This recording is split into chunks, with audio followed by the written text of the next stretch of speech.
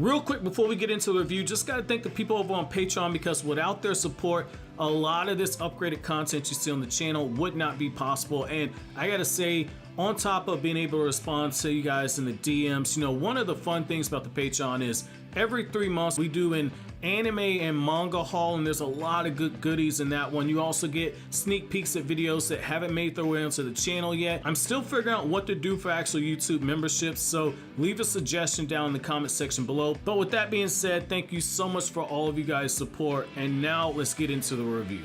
Yo, what's going on everybody? It's your boy Naruto Explain here, bringing you guys a review for Boruto Chapter 61.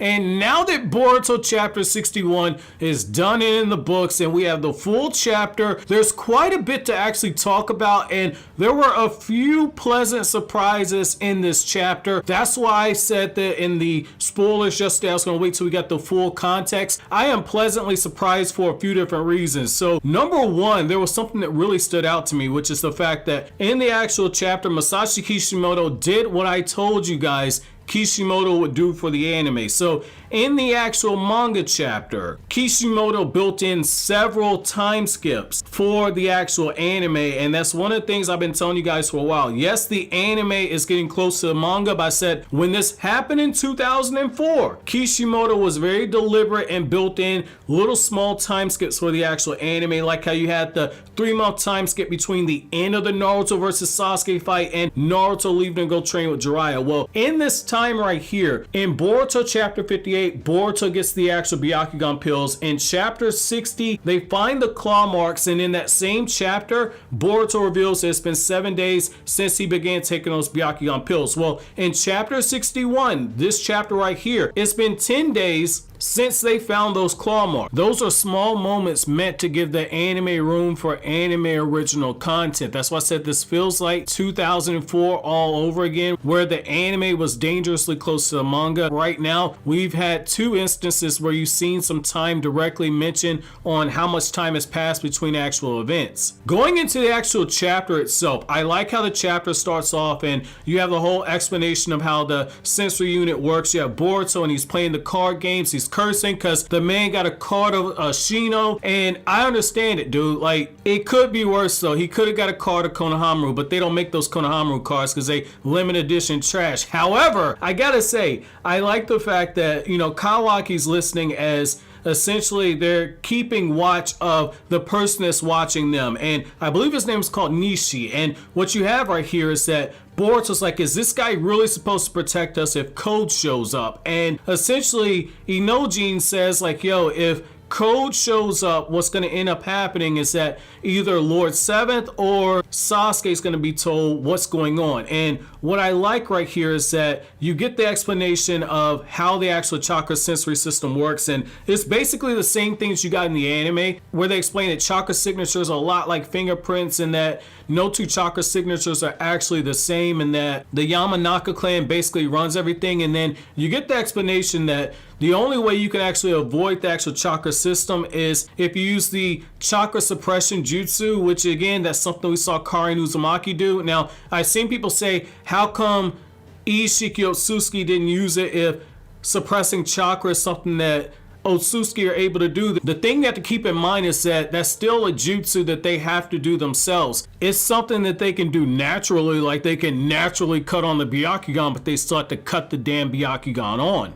Naruto and Sasuke were able to sense Kaguya's chakra. They were also able to sense Ishiki's chakra, so it's still a jutsu that you have to actually activate. It's just something that they can do rather easily if they choose to do so. So another thing though is that Kawaki is essentially taking all this in, and he gets the idea. And what I like here is that Ada points out like, yo, he's suppressing his chakra and doing it instinctually. Another thing I like right here is the fact that you have Sasuke, and that's when you get the revelation that Sasuke is right there with those people on the outskirts of the village, and they're watching those claw marks, and you get the revelation it's been 10 days, and you have Sasuke basically getting all the intel, and he's like, well, I've already kind of been brought up to speed on what's going on, but he sees how these people are just absolutely scared, and Sasuke basically says, screw this. He goes right up to the claw mark and he's examining it. He doesn't have his Sharingan active. However, Sasuke's looking at it, and Sasuke comes to the conclusion of, we have nothing to worry about right here. And you get this moment to where the ninja that are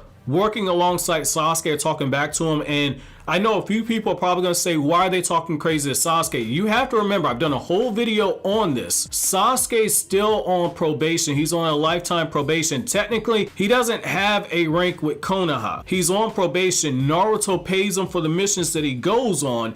However, this whole thing of the Shadow Hokage, that's a made-up title. Sasuke has no authority, and that's what Sasuke says when he's talking to those ninja. Like, look, I know I have no authority here. You do whatever you order. I don't think Code's gonna be popping up out of this location right here. I think it's a misdirection, and that kind of goes back to what Shikamaru was saying last chapter. Shikamaru said that, like, what if this is all a distraction? He has all these markers placed around the 5 great nations in terms of outside the actual ninja villages. What if he has a different plan? Well, we know that he has these markers elsewhere throughout the Land of Fire, because we see him actually go through one of those markers later on. However, I like the fact that Sasuke says, like, look, I'm gonna get my ass up out of here. The real threat is somewhere else, and Sasuke leaves them be. And I like the fact that, you know, Shikamaru is being brought up to speed on it, and Shikamaru, when he gets this intel that Sasuke's left, he says, okay, you know what?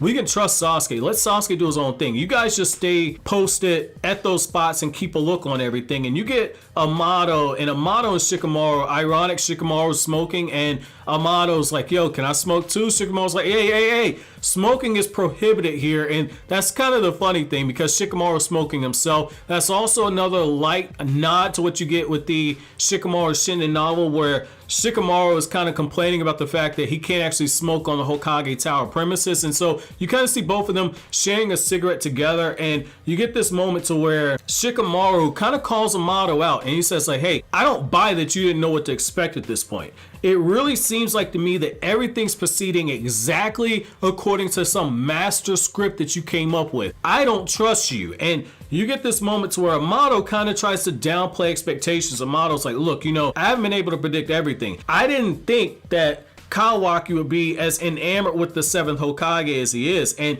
you get this moment where he says, like, maybe it's because Kawaki doesn't actually know what it's like to have parental love. However, his love with Naruto is almost like an obsession. Everything that he's doing is more so geared towards the actual safety of the 7th Hokage. Is something to actually be a little bit concerned over. And you get this moment where Shikamaru and Amado are talking about how, in a way, it's kind of similar to the infatuation that Code has with the Otsutsuki clan. And you get this moment to where Shikamaru is kind of grasping at straws. He's like, well, Code hasn't actually showed up, because you got to remember, it's been 10 days since they found those claw marks. So Code has had quite a bit of time to actually make a move, and he hasn't made one. So Shikamaru makes the logical conclusion of, well, maybe just maybe, this guy is in a situation where he's absolutely depressed, that something happened to Ishiki, and because he's depressed, maybe that's why he hasn't popped up. And Amado says, like, hey, Code might not be the smartest knife in the drawer, okay? He might not be the sharpest knife. However, you're grasping at straws here. You're being very optimistic. And, you know, Shikamaru basically continues smoking and says, well, I know it's not likely, but I'm not going to complain if that is the case. And you get this moment where Kawaki is essentially carrying out these old magazines, and Hinata takes notice of it, and she's like, hey,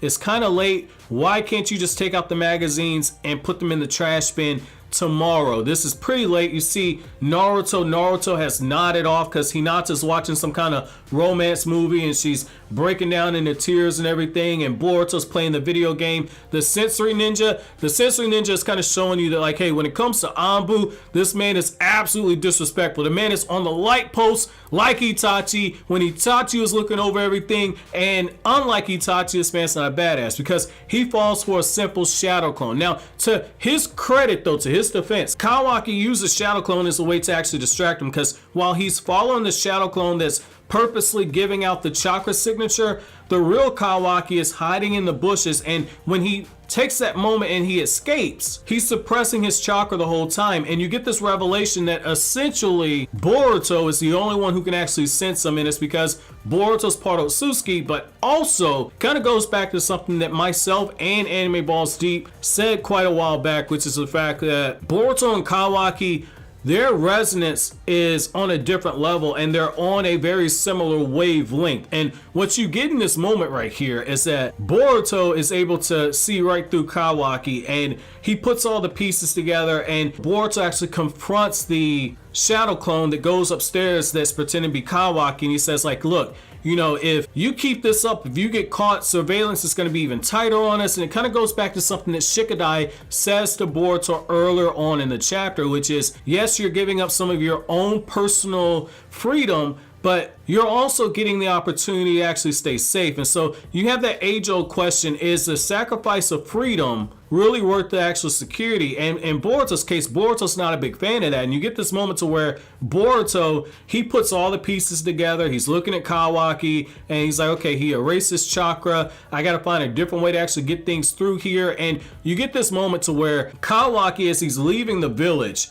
Kawaki is retaining all the information that the shadow clone is having in the conversation with Boruto. And it kind of goes back to something that happened earlier, where earlier in the chapter where a Nojin is saying like, well, you know, the 7th Hokage or Sasuke would be able to take on Code if he shows up. Well, Kawaki also recalls Amado's words to where Amado says, well, if Code shows up right now, it probably won't go the same way they went with Delta. There's a good chance that the Hokage cannot win a battle against Code by himself, but you probably know that already. And I will say this in Naruto's defense. Like I've been telling a lot of you guys, they were very specific with the actual wording. They said that it's almost impossible to calculate how much power the Hokage's lost when he lost to the Nine Tails. Well, it's one of those things to where Naruto's now on a sliding scale. Depending on how strong he needs to be for the actual confrontation, Naruto can actually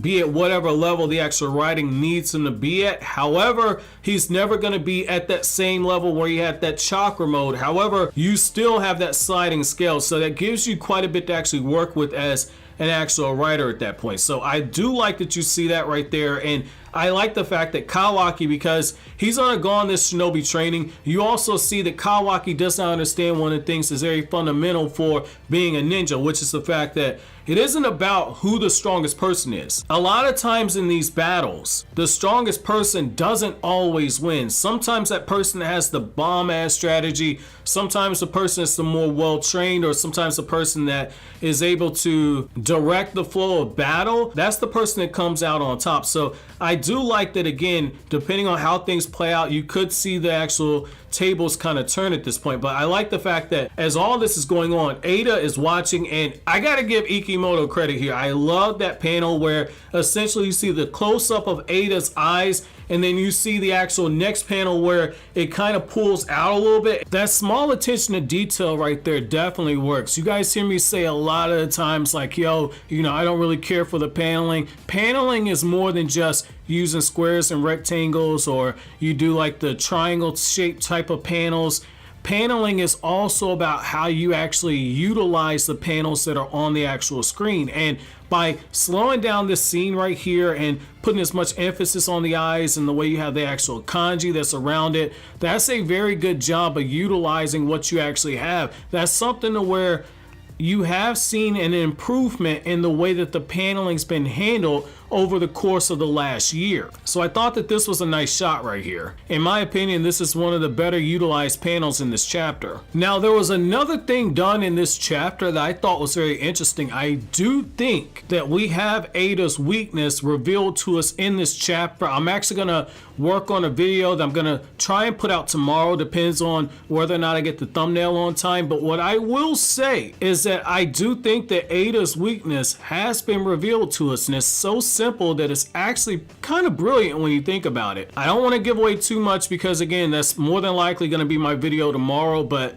if I am right, and I do think I'm right, this is actually something simple but brilliant. I like the fact that Ada relays everything to Code, and Code says it's a great opportunity. I'll go after him. This will be a good opportunity to actually speak to him, find out what he's doing. And what I really like is the fact that Code actually teleports out of one of the actual claw marks that he has outside the village, and he's speaking to Ada, and Ada is completely grossed out at this point. She's holding Damon. Damon is asleep in her actual arms, and she's saying this is gross because Code basically left his mark on Ada. And I will say this right here, that's a little bit of a backdoor perverted humor by Kishimoto on that. The man is notorious for slipping in little perverted humor, especially when it comes to his kanji style. I don't think it's a coincidence that Ada has been marked by Code and she's got a belt on her. It's got Code's lips on the actual belt. After all these chapters of that built up sexual frustration that Code has towards Ada, and you have something like this, nah fam, I ain't buying that one.